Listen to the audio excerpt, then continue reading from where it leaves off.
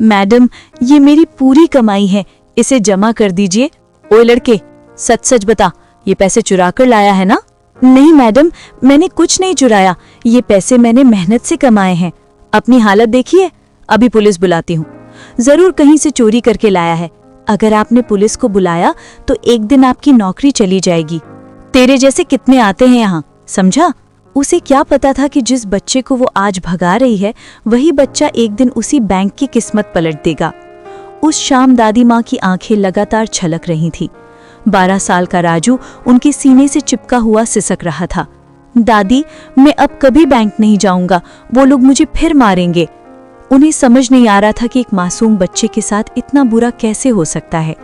Bank में जो हुआ वो उनकी कल्पना से भी ज्यादा डरावना था। सब कुछ उस सुबह शुरू हुआ था। दादी और राजू थोड़े से पैसे जमा करने बैंक पहुंचे थे, लेकिन काउंटर पर बैठी 2 महिला कर्मचारियों की नजर जैसे ही उस पर पड़ी, पहली ने दूसरी से कहा, ये बच्चा यहाँ क्यों आया है? दूसरी ने हंसते हुए जवाब दिया, या तो भीख मांगने आया होगा या चोरी करने का इरादा है। दूसरी हंस पड़ी, इसके कपड़े देखकर तो यही लगता है। उन्हें क्या मालूम था कि जिस बच्चे का वे मजाक उड़ा रही हैं वही आगे चलकर उनके लिए सबसे बड़ा सबक बनेगा। राजू की आंखें भर आईं। दादी, ये लोग मुझसे नाराज क्यों हैं? मैंने तो कुछ किया ही नहीं। तभी एक महिला कर्मचारी ने तेज आवाज में कहा, अरे छोटे, तू यहाँ क्यों आया है? तेरे पास इतने पैसे कहाँ से आए?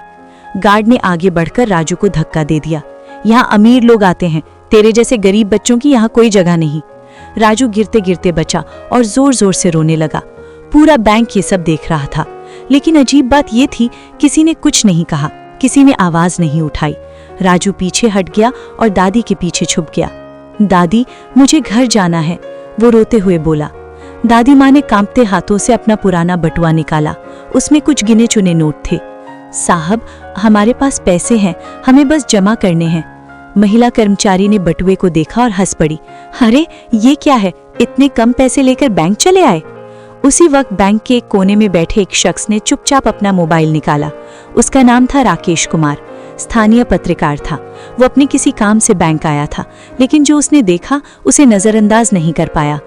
ये गलत है, उसने मन ही मन कहा और बिना किसी शोर के पूरी घटना रिकॉर्ड करने लगा। राजू का गला सूख रहा था। उसने दादी का हाथ खींचा, दादी, मुझे पानी चाहिए। दादी माँ ने धीरे से पास रखे पानी के जग की ओर इशारा किया, बेटा, वहाँ पानी है। लेकिन इससे पहले कि राजू एक कदम आगे बढ़ाता, गार्ड ने उसे रोक लिया। रुक, ये पानी तेरे जैसे बच्चों के लिए नहीं है, ये ग्राहकों के लिए है, कहीं और जाकर पी। आखिरकार दादी माँ ने राजू का हाथ पकड़ा, चल बेटा, यहाँ से चलते हैं। राजू रोता हुआ दादी के साथ बैंक से बाहर निकल आया। थोड़ी देर बाद राकेश भी बाहर आया और उनके पास पहुंचा। आंटी जी, मेरा नाम राकेश कुमार है, मैं पत्रकार हूँ। अंदर जो हुआ वो बिल्कुल गलत था, क्या मैं आपसे इस बारे में बात कर सकता हूँ? बेटा, हमने कोई गलती नहीं की, हम तो बस पैसे जमा करने आए थे।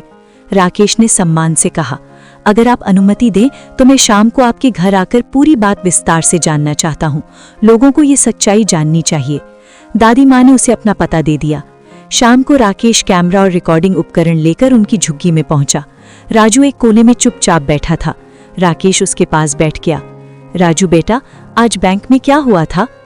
अंकल, वे मुझे चोर कह रहे थे, उन्होंने मुझे धक्का भी दिया। मैंने कुछ गलत नहीं किया था। ये सुनकर राकेश की आंखें नम हो गईं। उसने कैमरा ऑन किया और राजू की बात रिकॉर्ड करने लगा। दादी माँ ने भी अपनी कहानी सुनाई। बेटा, ये राजू मुझे आज से 10 साल पहले बस स्टैंड पर मिला था। बहुत छोटा था, रो रहा था, कोई नहीं आया उसे लेने, तब से ये मेरे साथ है। राकेश ने पूछा, आपने पुलिस में शिकायत की थी? हाँ बेटा, की थी, दादी माँ ने कहा, लेकिन कुछ पता नहीं चला। बातों बातों में उन्होंने अपनी बीमारी का जिक्र भी किया। डॉक्टर ने ऑपरेशन बताया था, लेकिन पैसे नहीं थे। इसी उम्मीद में बैंक गई थी कि शायद कोई रास्ता निकल आए। राकेश ने उनकी पूरी कहानी रिकॉर्ड की। घर लौटकर राकेश ने पूरी रात काम किया। उसने बैंक की घटना का वीडियो एडिट किया। उसने राजू और दादी माँ का इंटरव्यू जोड़ा। वीडियो का शीर्षक था, 12 साल के बच्चे को बैंक में चोर कहा गया, क्या यही है हमारे बैंक का सिस्टम? उसने वीडियो सभी सोशल मीडिया प्लेटफॉर्म पर डाल दिया और लिखा, ये घटना बताती है कि हमारे समाज में गरीबों को आज भी इंसान नहीं, शक की नज़र से देखा जाता है। वीडियो आग की तरह फैल गया। हजारों लोगों ने इसे शेयर किया। कैमरे तैयार थे, हेडलाइंस बन चुकी थीं। हर तरफ एक ही सवाल गूंज रहा था, क्या हमारे बैंक सच में ऐसे ही होते हैं? क्या गरीब या साधारण दिखने वालों के साथ यही सुलूक किया जाता है? दादी माँ ने राजू को समझाने की बहुत कोशिश की, बेटा हर जगह बुरे लोग नहीं होते, कुछ लोग गलत होते हैं, लेकिन पूरी दुनिया वैसी नहीं होती। लेकिन राजू का बचपन इतना बड़ा सच समझने के लिए तैयार नहीं था। उसके मन में बस एक ही तस्वीर बन चुकी थी। बैंक एक डरावनी जगह है जहां लोग डांटते हैं, डराते हैं और रुला देते हैं। उधर दादी माँ की तबीयत दिन ब दिन बिगड़ती जा रही थी।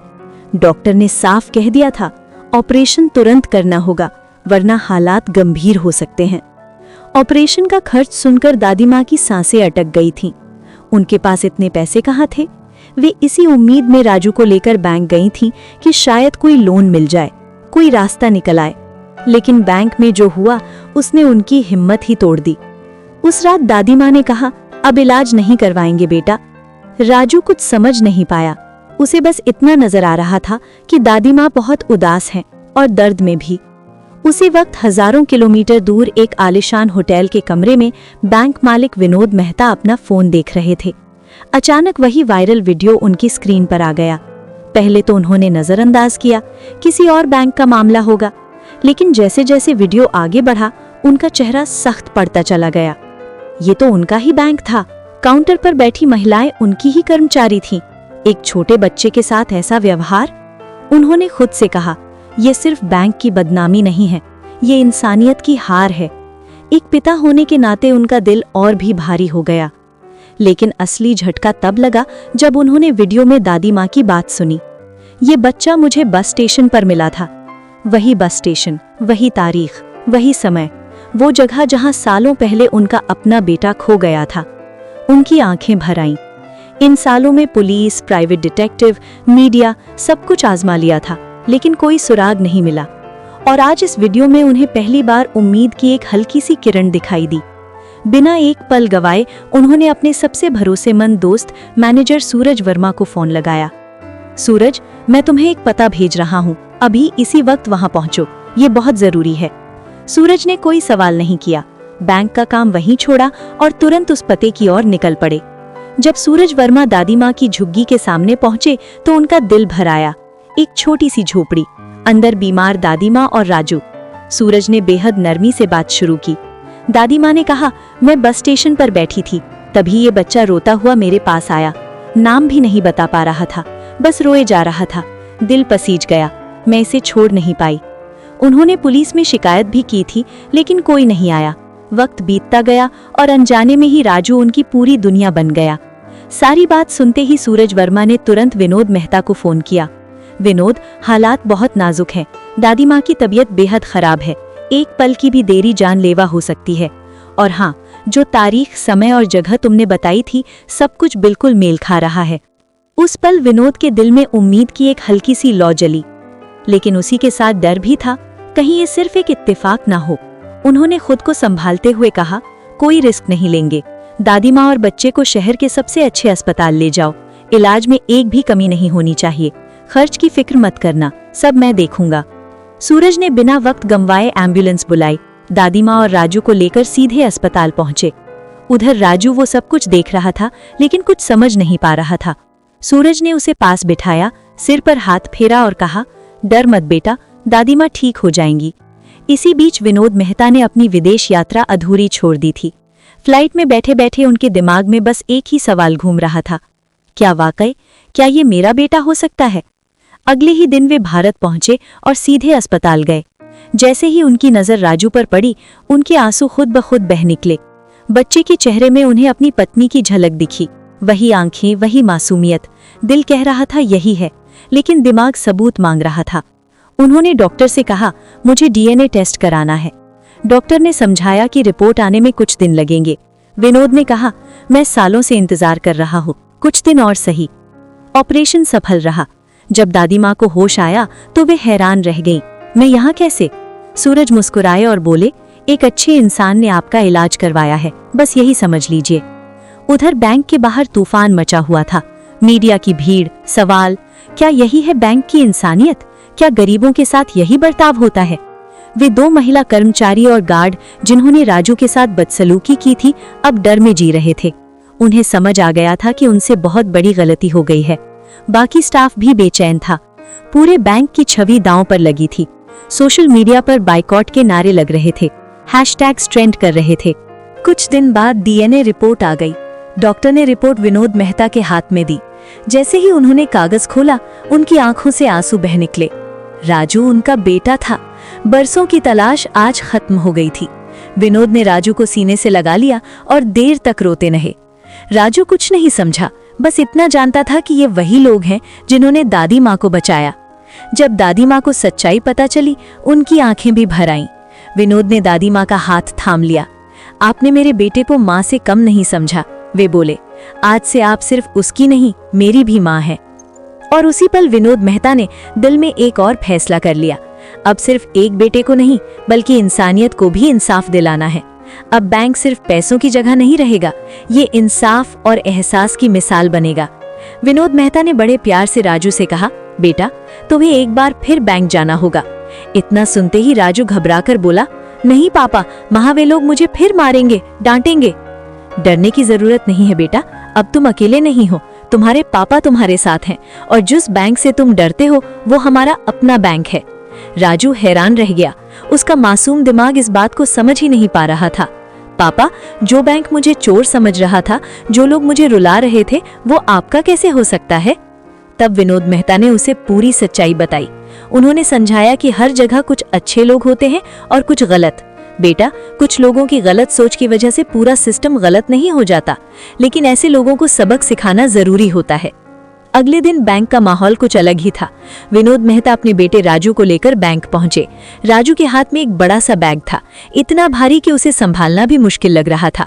उस बैग में ढेर सारा पैसा था, वही पैसा जो विनोद ने अपने बेटे को दिया था एक सबक सिखाने के लिए। जैसे ही राजू बैंक के अंदर आया, सबकी निगाहें उसी पर टिक गईं। अरे, ये तो वही बच्चा है जिसका वीडियो वायरल हुआ था। राजू बिना रुके सीधे उसी काउंटर पर पहुंचा जहां वे दोनों महिलाएं बैठी थीं। उसने बैग खोला और सारा पैसा काउंटर पर फैला दिया। नोटों का ढेर देखकर बैंक में सन्नाटा छा गया। राजू ने कहा, आपने कहा था कि मैं चोरी करने आया हूं, मेरी औकात नहीं है यहाँ पैसा जमा करने की। देखिए, मैं पैसा लेकर आया हूं, अब इसे जमा कीजिए। उन दोनों महिलाओं और गार्ड का चेहरा सफेद पड़ गया। उन्हें समझ आ गया था कि अब मामला हाथ से निकल चुका है। उसी पल बैंक के दरवाजे खुले और विनोद मेहता अंदर आए। सभी कर्मचारी ध्यान दे, विनोद मेहता ने सबके सामने ऐलान किया, ये बच्चा राजू मेरा बेटा है और जिन कर्मचारियों ने इसके साथ बदसलूकी की थी, उन्हें इस पल से नौकरी से निकाला जाता है। उन्होंने सख्त लहजे में कहा, जो लोग एक मासूम बच्चे के साथ इंसानियत भूल सकते हैं, वे हमारे बैंक में काम करने के लायक नहीं हैं। कर्मचारी एक दूसरे को देख रहे थे। जिसे वे गरीब बेसहारा बच्चा समझ रहे थे, वो बैंक मालिक का बेटा निकला। उन्होंने सिक्योरिटी बुलवाई और उन तीनों को बैंक से बाहर निकलवा दिया। ये खबर आग की तरह फैल गई। बाहर खड़े रिपोर्टर्स और कैमरे सब कुछ रिकॉर्ड कर रहे थे। न्यूज चैनलों पर ब्रेकिंग न्यूज चलने लगी। वायरल वीडियो वाला बच्चा निकला बैंक मालिक का बेटा। सोशल मीडिया पर बहस छिड़ गई। कोई कह रहा था ये कर्मों का फल है, कोई बोला ये तो किस्मत का खेल है। लेकिन एक बात पर सब सहमत थे, गलत काम का अंजाम कभी अच्छा नहीं होता। मैनेजर सूरज वर्मा की आंखें भर आई थीं। वे जानते थे कि विनोद ने अपने बेटे को खोकर कैसे कैसे दिन काटे थे। आज किस्मत ने उन्हें वो सब लौटा दिया था। विनोद मेहता ने एक बड़ा सुकून भरा घर लिया जहां तीनों चैन से रह सके। राजू के लिए अच्छा स्कूल तय हुआ, दादी माँ के लिए घर पर ही नर्स रखी गई।